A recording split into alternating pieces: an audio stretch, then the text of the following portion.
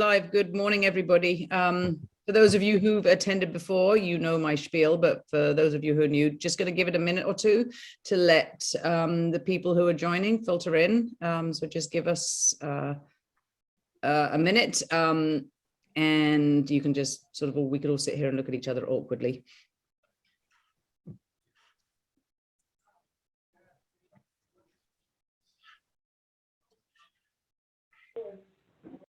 All right, for those of you who are still filtering in, we are just giving it a minute to get started, just until maybe 10:32. Just hang tight.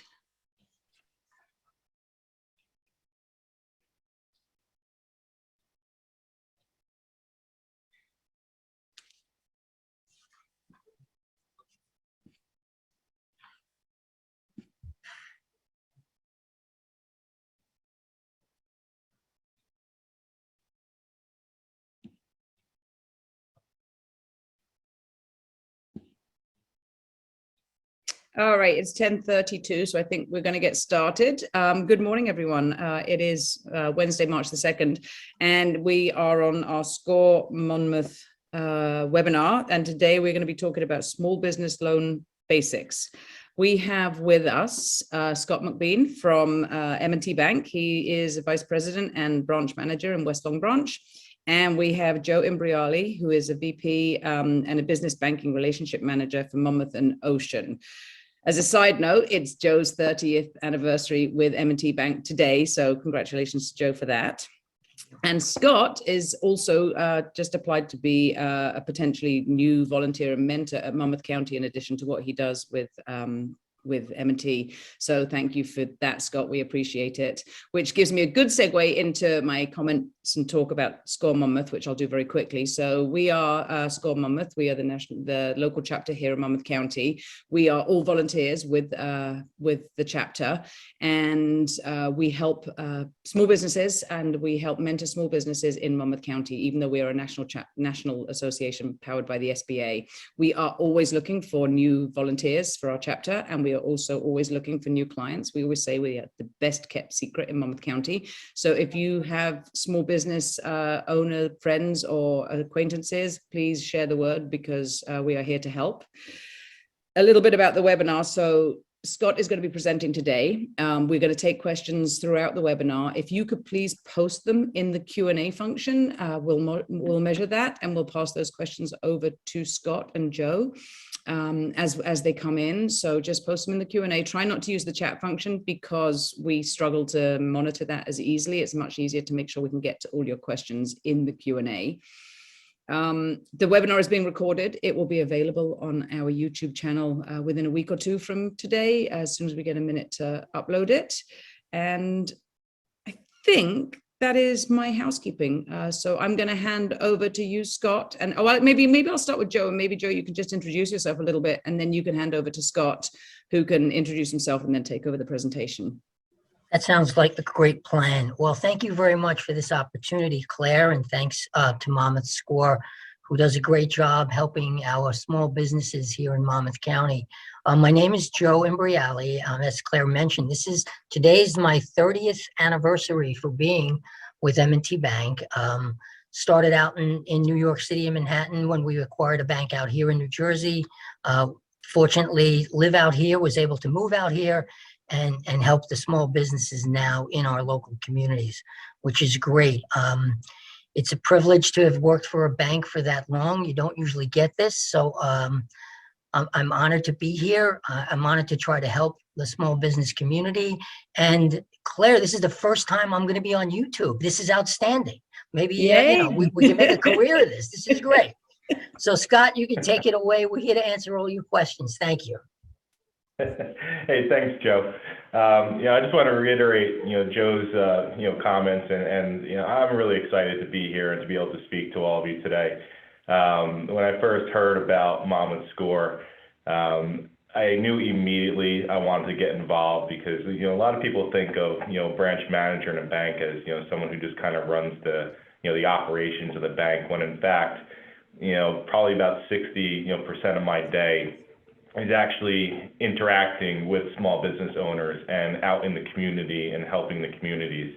So when I heard about SCORE, I was just like, this is fantastic. I want to get involved. I want to do this. Because what I'm really passionate about is hearing, every story behind the small business owner, how they got to where they are, what caused them to want to get into the business they're in. And what I love about, M&T and what I do for them is it's really just helping them, kind of be a, personal, almost like a CFO for the business and helping them along with financials and along the way with guidance and advice. We've got together and we thought today would be, a really good idea just to talk about, the basics of small business loans and how they actually help small businesses. So I really encourage questions along the way. Please feel free to, interject along the way and we'll get, questions answered and, we'll take it from there. So I'm going to go ahead and load up the deck and then, to start. We're going to review, what every business owner should really know about small business loans. So kind of an overview is, what are small business loans? How do they work? The different types of small business loans, and ultimately how to apply for it. We'll go over an SBA loan, and then we'll just review and recap at the very end. So generally speaking, small business loans are really, it's the key to our economy. We had the State of the Union last night, talking about, the economic, impact of COVID, the economic impact of, why we need to get our country going. And, a lot of people don't know that 80% of the business in this country is small business. We find that there's a, direct correlation between, giving small business financing options, to the actual growth of our communities. And, where small businesses really shine in that aspect is, it provides local jobs. While big businesses, like your big box stores will typically, provide some local jobs, it's really the small businesses in the area that provide most of the local employment. Like for every Walmart, there's hundreds of smaller shops, employing local area residents, which keeps, dollars in the community. Small businesses also, provide alternatives and competition. So they're critically important to the economy that they provide both alternatives, to big companies. For example, like a local farmer, selling at a roadside stand or through a farmer's market could set lower prices than grocery stores.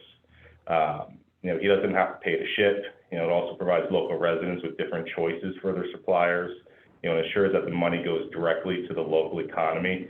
I hear over and over again, keep it local, where, keeping your dollars local will help your overall community. And ultimately, helping small businesses, it helps with the, diversification. They differ from the big corporations in a few ways. They have different budgets, different operating methods, and they focus on different aspects of the industries. So what Joe and I do, every day is, we really hone in and focus on helping, small businesses grow by going over the financing, that they have available to them. So typically small businesses, the loans that they look for are used for business expenses, everything from general funding, to specific use such as working capital, mortgages, purchase of new equipment. So there's a lot of different variety, and by engaging with, your local banks, like, for example, if, you were to meet Joe and I, we're going to talk you through these processes.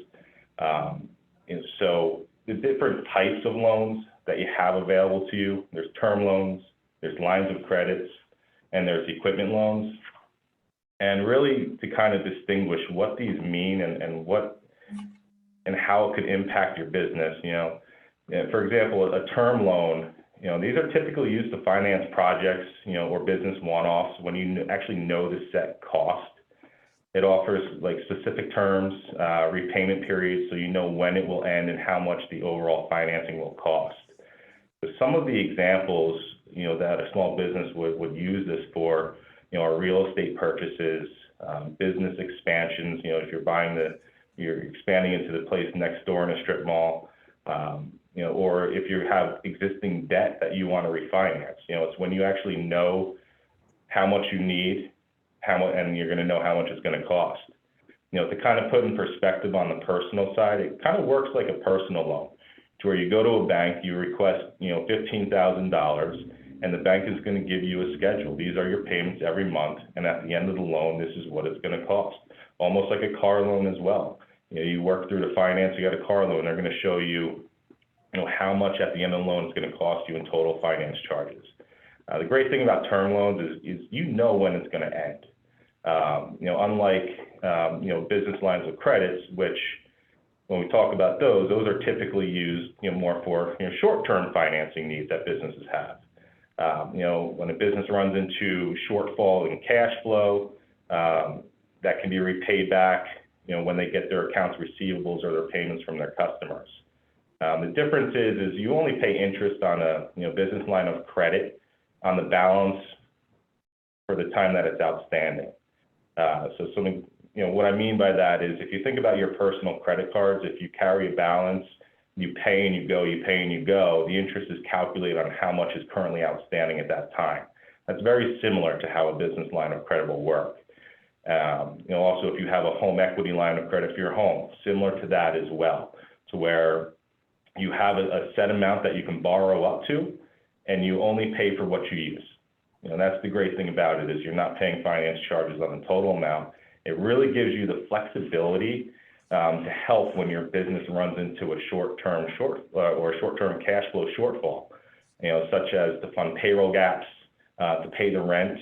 A lot of our small businesses will use business lines of credits to purchase inventories and supplies for their business.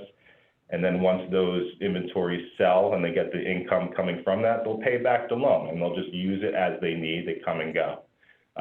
Very flexible. I almost think every business should have one available to them. And that leads us into equipment loans. Equipment loans are very similar to term loans. However, these will typically offer some type of collateral for the loan itself. So small businesses will utilize these to diversify their business by adding either new services, investing in new equipment to be more competitive, or even expanding the business. Some examples that for this is if you have a doctor's office, new innovations come out in the medical field all the time. And we find that, doctors' offices will have the need to, purchase new equipment for those new advances. So they'll request a loan, but they'll use the actual equipment itself as collateral for the loan. Jewelry store, that offers, laser engraving, they may need a new, $20,000 laser engraver, to kind of help expand their services that they have to their customers. So the bank will go and in turn use that as collateral to help fund the loan, unlike some of the other term loans, which are completely unsecured. In addition, you could think of like a construction company, who's expanding and they need another, front end loader to help with, the expansion of their business. They'll use that front end loader as actual collateral for the business. So Scott, oh, go ahead. Yeah, I was just going to add a little bit. When you think of the types of small business loans as borrowers, an easy way to try to remember it is think about timelines. Think about trying to match the loan or the line that you need with an element of time. So as an example, as Scott mentioned, business lines of credit, short term. I'm borrowing money. I'm going to use it for a few months. I'm going to get repaid. So I'm going to then pay back my line and then it'll be available to me later on. So Is that's that almost like a cash flow kind of, yes, in order to manage cash flow more than considering it a loan for your business. Right. And that's really why it's revolving, and it is for short-term cash flow usages. It's when, if you are the type of business that will provide a service and then you bill and maybe you don't get paid for 30 days, maybe unfortunately that lasts 45 days, depending upon the industry you're in, you may need that additional cash flow. So that's where the line of credit will come in. So that's short term. The next bucket you look at is term loans. So maybe I'm borrowing for 5 years, 3 years, 7 years. and I'm financing a specific project. I'm renovating my office. As Scott said, I may be buying internal equipment. I want to do that. That's a term loan. Or maybe refinancing debt, and I just want to refinance it 5, 6, 7 years. Specific time, specific term, specific usage. And lastly, equipments are very specific to the piece of collateral. Do the exchange rates vary on those? Do you mean interest rates, possibly? Yes, exchange rates, so yeah, interest rates. Yep, I do.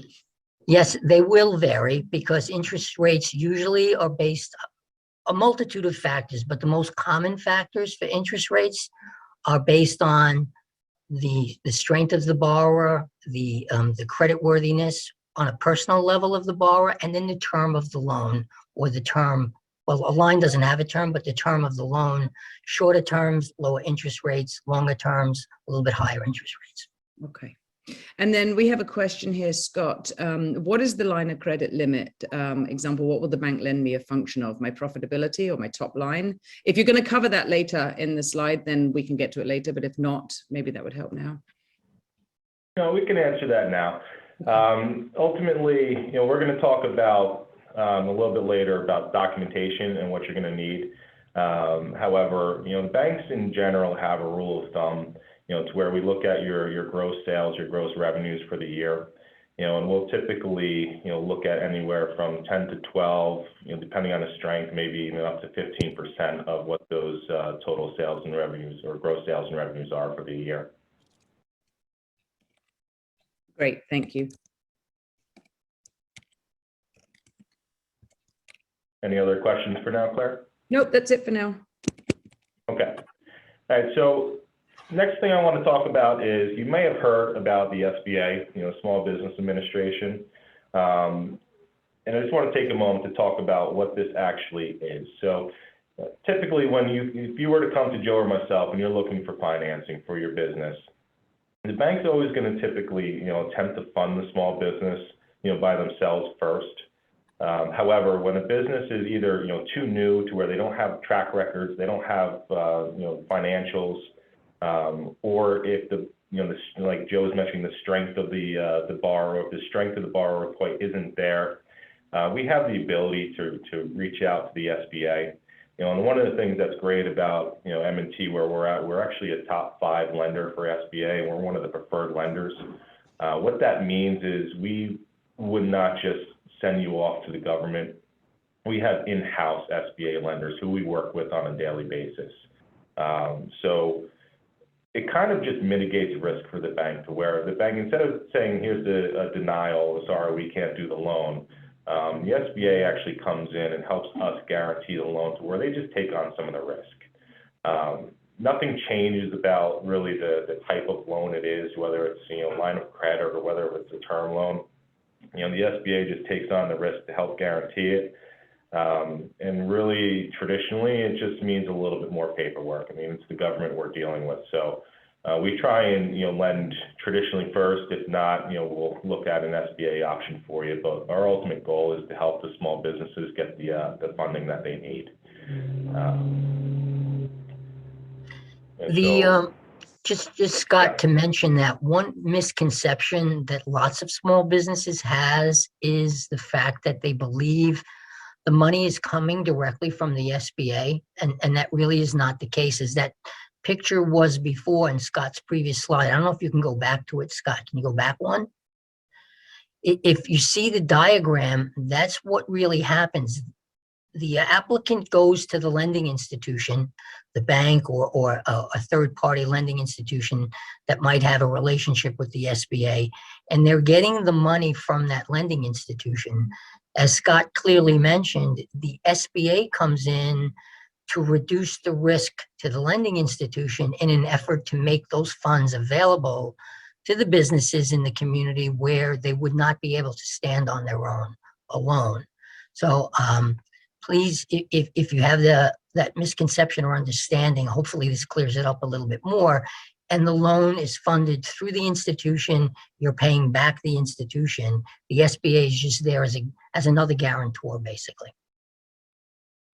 Yeah, Thanks, Joe. Yeah, I kind of almost equate the SBA to like if I were to bring it up on the personal side, almost like reinsurance. I love seeing the commercials for NJM that they don't have any jingles, no mascots. They recently started offering what's called a reinsurance. Like for example, my niece, she's been in like 3 accidents over the past few months. So someone like that who poses a risk to an insurance company, instead of the insurance company just denying them outright of having insurance, for example, like NJM may reach out to Allstate and say, hey, will you split the risk and help me insure this person? That's kind of what reinsurance is. It's kind of where, where two corporations or 2 entities are splitting the risk to try and help mitigate it. So that way we can get the funding and get the information going. Hey, so as I mentioned when I started this, I'm excited about small businesses. I talk to them every day. I love hearing the stories. One of the challenges that we run into is when they come to us for financing, we'll ask some basic questions, and you'd be amazed sometimes about what the information that small businesses don't know about their own business. So I just wanted to share some tips. If you needed to come to a bank, come see us for a loan, for example, what you should know, before you apply, or what you should have in order before you apply. So number one is just basically know your business. Be able to articulate to us, what you need the loan for and the reasons why. We are your advocates. We are not here, as the big bank to try and hit, decline. We're here to be the small business advocate, fight for you to get the loan. So the more information that we have, the better we're able to work with our underwriters and explaining the why we should make this loan for you. I think that's an important, So I just want that's an important point to emphasize, because I think a lot of times when we're coming as small business owners, when we're coming to a bank for a loan, we don't necessarily view the bank as the partner there. We think we have to say what we think the bank wants to hear, what you, Scott, want to hear, as opposed to the truth, because I think that it's important to understand that you are the advocate for the customer, right? You want to help them to get money, so you need to know the absolute truth. Don't so because oftentimes if we're coming for a loan, it may be because we're in a more difficult position, and that's why we need the loan. So I learned this the hard way many years ago. The bank is your advocate, not they want to help. That you're not begging for something they don't want to give you. It's it's the opposite. Yeah, thanks, Claire. It's the conversation. Actually call your bank. Whoever it may be. Actually ask for an appointment. Set the time aside so that way you can just have an open conversation with them. And don't be afraid to share the challenges. As Claire's mentioning, we're your advocates. We're here to help, mitigate those challenges, to our underwriters and show the overall strength, of you as the borrower and also of the business. So absolutely 100% know what your business numbers are, like your past sales, your past revenues, also what your future expectations are for the business. What challenges, in today's environment, luckily we're seeing a lot of the COVID restrictions, lift.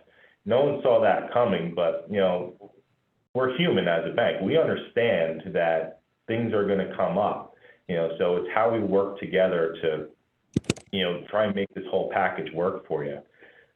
One of the things that, as a bank manager that I run into challenges, and my advice is get a good filing system in place. Which includes not only your business returns, but also your personal tax returns, going back to a minimum of 3 years. Have your balance sheets, your profit and losses, all ready to go. Like when you do your taxes every year, make sure you have them in one central location. It's kind of what we call a loan package. In our next webinar on the 16th, Joe's going to really dive into that on a more granular level. But it's the very basics of what we need to kind of help, illustrate what your ability to pay is. And lastly, you may not think of it, but usually you're a personal guarantor on, business loans as well. So on a personal level, I update a personal financial statement on myself every year. what a personal financial statement is it really goes over not necessarily just your business, but it goes over your personal assets. What your liabilities are, what your assets are, everything from your mortgages to car loans to investments. And it's a great snapshot just for yourself to review where you're at. What is your overall, net worth? It gives you a snapshot of what your debts are, what your, incomes are. So even if you don't need it just for a loan, I encourage everyone to do that, just for themselves. But, it does factor in for the small business loans as well. So documentation. Any questions, Claire? There is one question. I'll ask it, but then I will, but if it's later in the presentation, but there's actually two. One is, could you please discuss the practical differences between a SMA 7A loan and a micro loan in terms of collateral requirements, processing time, interest rates, in addition to dollar size? I think at that point in time, that's a pretty granular question, and we'd be happy to go through that. If the individual asked that question, Claire, if you can maybe put our contact information in the chat function, we can go over the different programs from a very high level general topic. There are certain cuts of dollar amounts where I believe the first cut is like $350,000 and below. It's considered an SBA Express loan. Now, an Express is part of the 7A program, but it's just a quicker loan, quicker documentation, a quicker usages. Once you get above that 350 level, you're into pretty different types of variables. So we'd be happy to go through those a little bit more in detail. That information is pretty in-depth, and we could probably have a whole seminar on SBA, which Scott and I are not the experts of, just to let you to know that. Okay. And then we have a couple of other questions, which is, can we change bank midway into the SBA loan? My bank I hear this all the time. My bank is not treating me as a partner. Relationship banking is really different these days for sure. So, but yeah, can you change bank midway through an SBA loan is the question. Scott, you want me to try to handle that one? Yeah, if you could. Sure. So, and then I'll give you a little M&T commercial about relationship banking in a minute, if you don't mind, Claire. But the loan, even though it's, like we said, it's guaranteed by the SBA, it is an obligation of the bank as well. So nothing precludes you from changing banks and paying off that loan with a new loan from another institution. So we'll take a hypothetical example. Let's say 2019, you got a loan, an SBA loan from a bank. It's 3 years ago, and you're still paying that off. It's a 5-year loan. You want to change banks because, for whatever reason, you want to change. You can go to your new institution. If you don't have the ability to pay in full, let's again say it was a $100,000 loan at that time 3 years ago. It's down to $60,000 right now. Your new institution can do a debt refinance for you and repay that loan, get it off the books of the other bank, and now you'll have the loan with a new institution and hopefully a better relationship going forward. It may even not be an SBA loan. Hopefully, with 3 years of performance, your business is getting stronger, you're getting more profitable. You may not need that SBA guarantee. And as Scott indicated in the beginning, we can do a traditional bank financing for you, and it might be to your advantage. So that might help. The small M&T commercial is that we were just honored by an organizational group called Greenwich Associates. It's kind of the J.D. Power of banking, if you know what J.D. Power and Associates. They interview business clients all over the country, and M&T Bank was ranked #1 in 29 banking categories for the Greenwich Associates Awards, primarily for relationship banking and small business banking. Thank you. One other question, And again, if you're going to get to it, I keep saying it, I'm not going to say that anymore. So, but another question is, if you're an established business growing fast, are the requirements still the same for documentation for a loan? Yeah, the documentation is relatively the same, where we're going to request a loan package. You know, what Joe and I do on the back end is we take a look at the financials. We really dive deep into the tax returns themselves, and calculate an ability to pay, which again, that Joe's going to go over that in 2 weeks on his call, in a much deeper level. You know, but typically for, you know, loans of, you know, 100,000 and over, you know, we typically submit full packages for. Smaller loans, you know, we do want to take a look at the financials, but they're more on a scored level. You know, but for fast growing businesses, it's typically the same type of information that we need. And we're going to talk about that. Go ahead, Joe. Yeah, I was going to say, one of the pieces of information that might help a faster business that has more current results is that not only will we look at the tax returns, but we will ask for internal financial statements of the company, which is kind of back to what Scott referenced before. If you know what your company is doing kind of, you know, on a daily basis, an internal financial would mean a current profit and loss statement, a current balance sheet. We'll ask for that to show what's going on currently. If, you know, we can build a story for you to our underwriters that says, you know, here was the results from the tax returns, here are the current results going forward, understanding that it is internally prepared, but understanding that, you know, we're on a different path now with this business, so we might be able to look at it a little differently. Yeah, thanks, Joe. Kind of similar to what's on the screen now. You know, we need, obviously one of the big things that we request for are the tax returns, both on the personal and business level. But there are additional, you know, things that can help mitigate, you know, any challenges and show the strength, which are, you know, as Joe mentioned, the P&Ls, the balance sheets, you know, contracts that you have in place to show the future, you know, progression of the business. So all of that, you know, in our initial conversation, you know, when we talk about, you know, what you need to loan for, what the business is looking like, you know, we'll kind of go over that in more detail with you during the conversation to see what we can use. You know, the resume aspect of it, you know, unless it's a brand new startup, you know, we're typically not asking for resumes. So you see that on there, you know, but we'll ask you about the personal background, you know, on the personal side, you know, the business side, because ultimately Joe and I are trying to use the financials that you do provide to us to really paint a picture, you know, for the underwriter. You know, the less questions they have for us at the end of the day, then the more that we know that we did our job right in explaining, you know, why the financing should be available. Which is why that it's very important that when you're speaking to a bank or any lending institution, that you are upfront and transparent with whatever's going on. Because the worst thing in the world to happen is if surprises come up when you're through the process.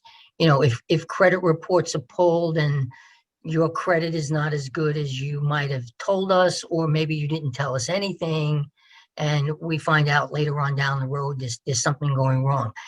Just think about how that makes your in the field banker look like to our underwriter, because remember, we're the advocate for the company in the field. We want to get the loan done, but we've got to present a proper picture, and we got to present, you know, the best and most clear picture to the underwriting department. They're not out here in New Jersey. They may be in a different location.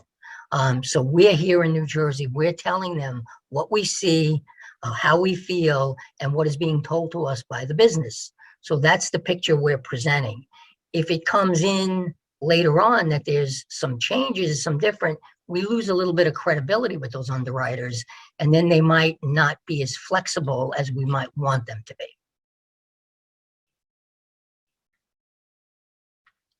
Thanks, Joe. Yeah, you know, to kind of just, you know, piggyback a little bit off of that, you know, the underwriters, you know, we may be using this term a lot. Their job is really to look out for the bank. You know, their whole reason for being there is to look at the risk of the deals that we submit to them, we'll mention again, and Joe and I, we're not the underwriters, we're your advocates. So when we prepare the documentation for the loan, along with submitting these documents, we're going to really look to tell your story. As far as, bank statements, what we look at, with bank statements, for example, is, are you keeping equity in the business, or, is it running lean to where you're going down to like zero, then back up down to zero? We look at the collateral for the loan, if there is any, it's perfectly okay to be unsecured, just maybe different terms. What the use of the loan is, do you have a debt schedule for the business? What do your receivables look like? Are they going out 30 days, 45, 90? So Joe and I would typically go over all the documentation, paint the story, which turns us into legal documents. So I mentioned a little earlier about what type of financials kind of file you should have on hand. Some of the additional information that we would need for a loan is like if you're an LLC, we're going to need your certificate of formation, your formation documents. If you're an incorporated business, we'll need your articles of incorporation. Any type of your EIN number from the IRS, of course. Just any type of actual legal business documents we need to submit as technically ID for the business. We go on to, for example, New Jersey. There's the New Jersey Small Business Portal, that Joe and I use to go and make sure that businesses are in good standing, so we can show that to the underwriters as well. So in addition to the financials, there's just some, small legal documents. A lot of accountants for you have this on hand, but as a small business owner, I would keep copies of these with your actual financials as well. Really, that just comes down to, wrapping up, the basics of small businesses. So business loans, so really, just know your numbers, know your business numbers inside and out. Speak with your tax attorney, your tax accountants, your CPAs, be honest and open with them about what your potential needs are. Accountants' jobs, they're there to help try and sometimes, mitigate, taxes. If you're a business that has heavy cash flow, have that conversation with your tax accountant about what your potential future needs are. So that way they can work with you on your taxes and how they should be, reported. Know your options, speak with your bank, speak with your local lenders, to know what your options are for what type of loan. And, ultimately the last one is, Joe and I have been, kind of preaching a little bit, is just be transparent with us, the people that are trying to help you, whether it's good, whether it's bad, or whether it's ugly. The better that we can tell the story, the better that we have a chance of helping you out to help grow your business and secure financing.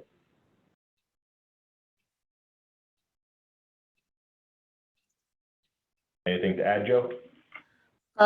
No, I think you summed it up pretty well. The only thing that I would add, just some of some misconceptions that we get from small business owners when they come into the bank looking for lending. And I think that's what we tried to cover in the beginning.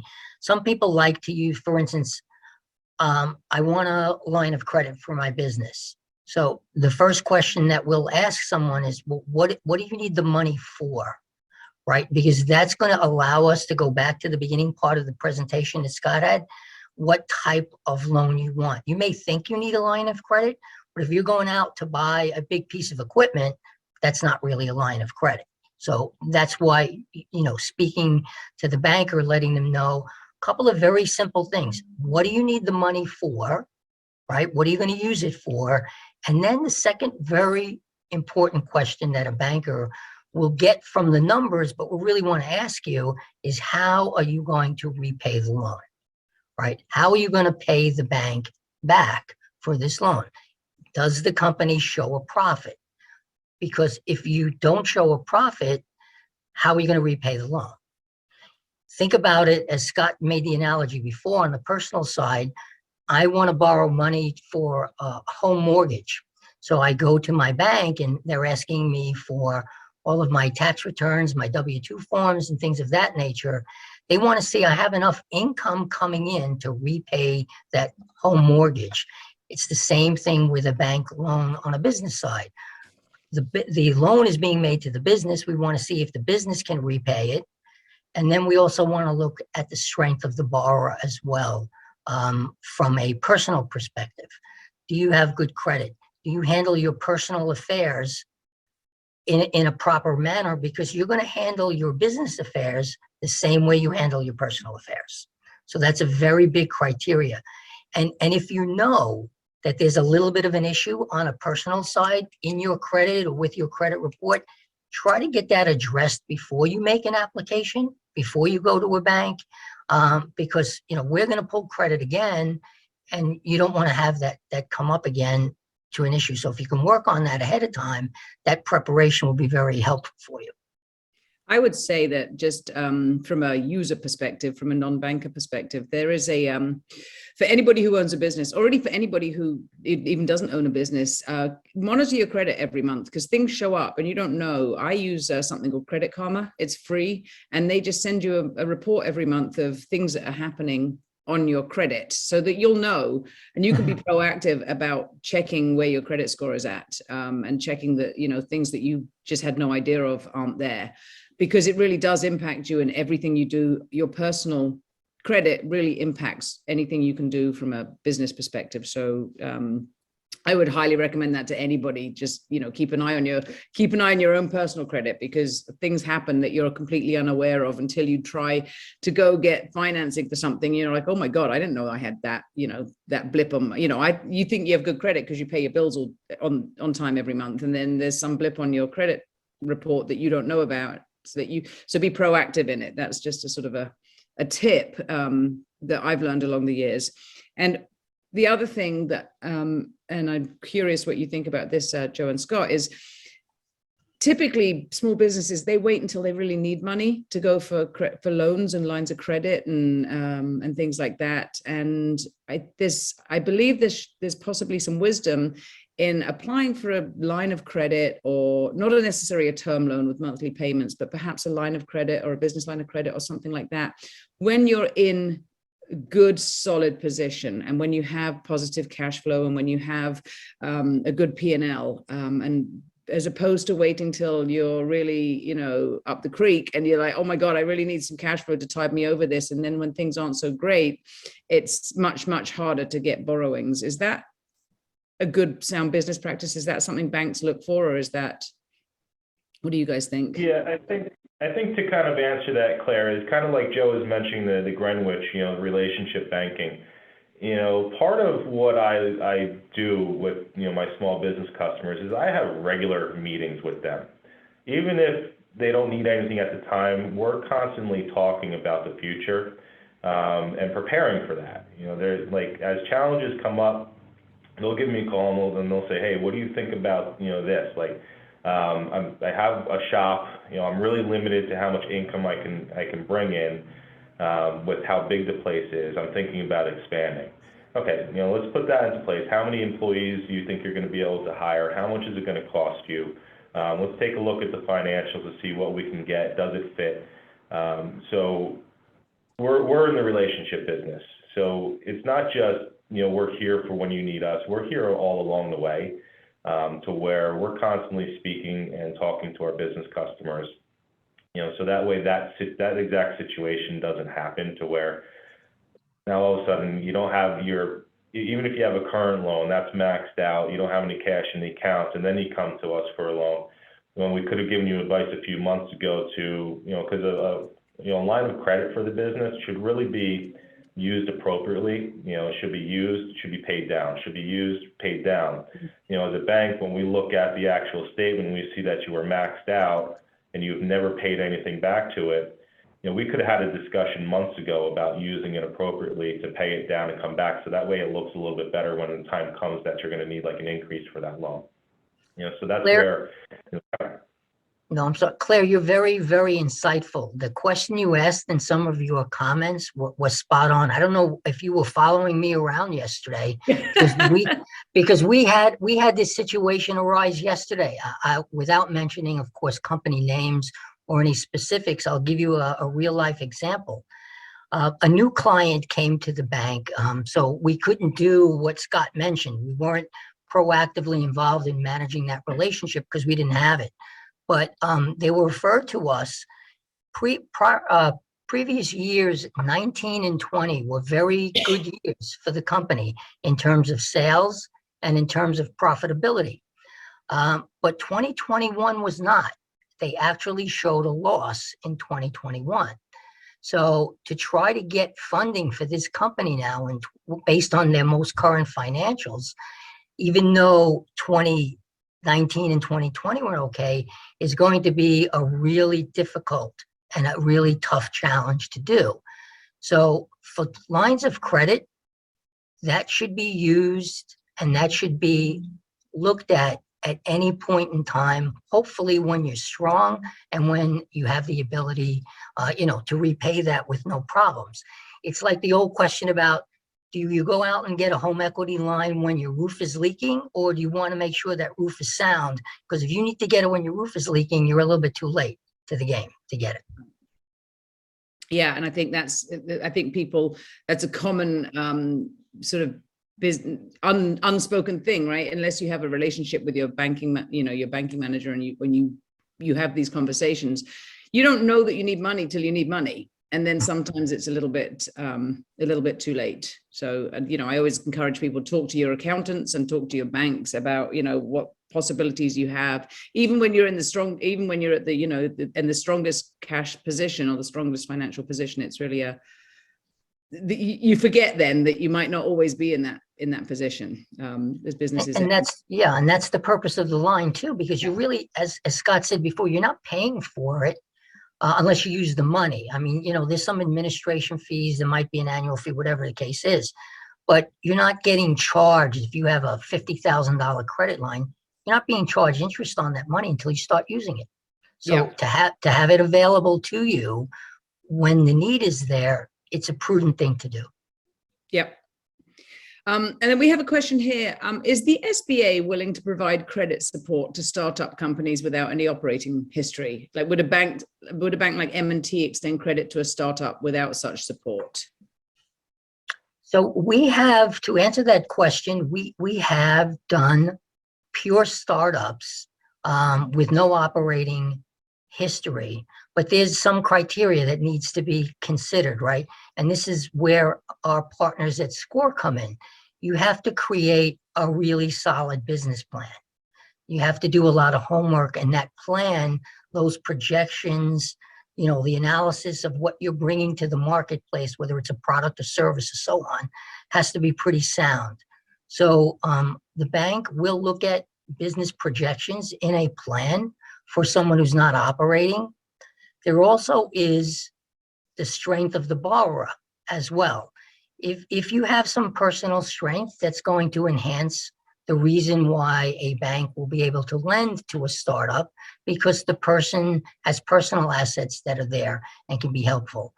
The SBA also has a criteria that there has to be an equity injection, funds that are put into the business by the ownership in order for them even to be involved. So usually that equity injection percentage is about a 10% equity injection. So as an example, if you're looking to do something for $200,000, you as a business owner need to come up with at least $20,000 of your own funds, and that has to be documented before the SBA will look at whether or not they're going to lend or guarantee what we're going to do. Excellent, thank you. We don't have any other questions. I'm just curious if anybody out there has any other questions that they'd like to put in right now, or if you have anything else you wanted to add, Scott or Joe.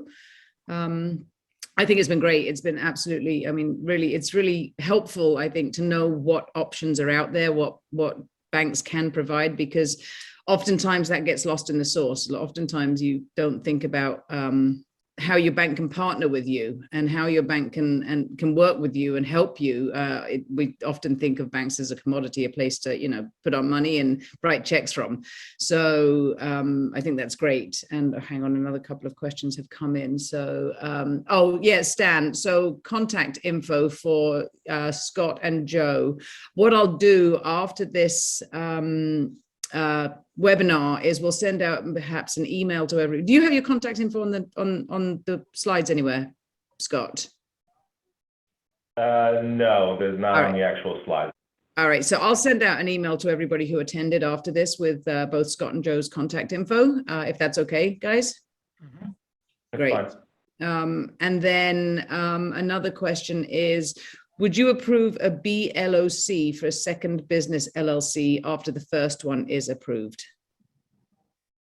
So I guess I think a second line of credit for a second LLC business after the first one is approved. So I guess if you have two LLCs and you want 2 lines of credit, is that something you would do? And if I didn't phrase that question right, whoever posted it, please just clarify. I think I'm understanding it's like the global aspect, right, Joe? No, what I'm thinking maybe is he means like if the bank would take a second position behind another bank, if another bank had a line of credit, can a person borrow from a second institution? In practical purposes, if that's the intent of the question, usually what would happen is banks want to be in first lien position on business assets of the company. So if there's an existing line outstanding, what we would do is we would look to wrap that dollar amount up into a new line. So there'll only be one line. If you need more, we'd pay off the first line, add that to the second line. And so you'd still only have one line of credit with the second institution. If you can afford that, if that makes any sense. So you'd almost require the first line of credit to be closed and you'd take over the entire dollar amount for. Correct. Okay. Correct. If that answered your question, hopefully that answered your question. If not, maybe just post it again. And then we have a question. If do you have any veteran loans or are there any different loans available if you're a veteran, or just better terms or any, favorable terms or anything like that for veteran-based businesses? The SBA sometimes has some availability of certain packages, and that varies. I don't know off the top right now what those are. Sometimes also another resource for small business owners are their local economic development corporations within the state. I know New Jersey is a very robust small business development corporation agency. It's also based out of Monmouth County, locally, they have them all over. So they might have information of specific state-run programs and grants and financing options as well, in addition to traditional financing options at a bank. Great, thank you. Okay, if there's any other questions, one just popped in. I'll do this and now we'll be here till 1. If the bank will approve the one line of credit for my second business, and I already have one line of credit for my first business with M&T, like you said, it's prudent to have a business line of credit for all businesses. So can you have one for each LLC? That's the question. So if I have one LLC and I'm banked with M&T and I have that line of credit with M&T and I have another LLC, can I get a second line of credit for that second LLC? Yes. Yes, you can. You can. While we will look at the entire package as a borrowing package, because in truth, there's common ownership. Each individual company can have their own lines of credit. Okay, great. All right, I think on that note, as I said to everybody, this webinar is going to be available on YouTube in a week or so, and we will send you out Scott and Joe's contact information for anybody who wants to talk to them directly, and feel free to share their information with other people if you think that they may be able to assist. Thank you, Scott and Joe, very much. We appreciate it. We do have another webinar coming up with Scott and Joe. Oh, I changed my page. Hold on March the 6th. Where did I write it? March the 16th. And it's going to be small business credit basics. Is that right, Joe? Correct. Yeah, so not just talking about loans, but just credit for small businesses. So it's sort of this webinar, but expanded on. So I encourage you to check back in on the 16th for that webinar. We also have a number of other webinars posted on our website and a few more to come that have not yet been posted over the next few weeks. So monmouth.score.org has a list of all our webinars if you just check there. As I said earlier, we're always looking for mentors. We're always looking for volunteers. We're always looking for new customers. So if you or yourselves or anybody who wants to get involved, please reach out. Our contact info again is monmouth.score.org. And I think that is it. We appreciate your time today, and we will see you all on the next webinar. Have a great day. Thanks, guys. Thank you. Thank you Bye-bye. very much, Claire. Thank you. Thank you. Bye-bye.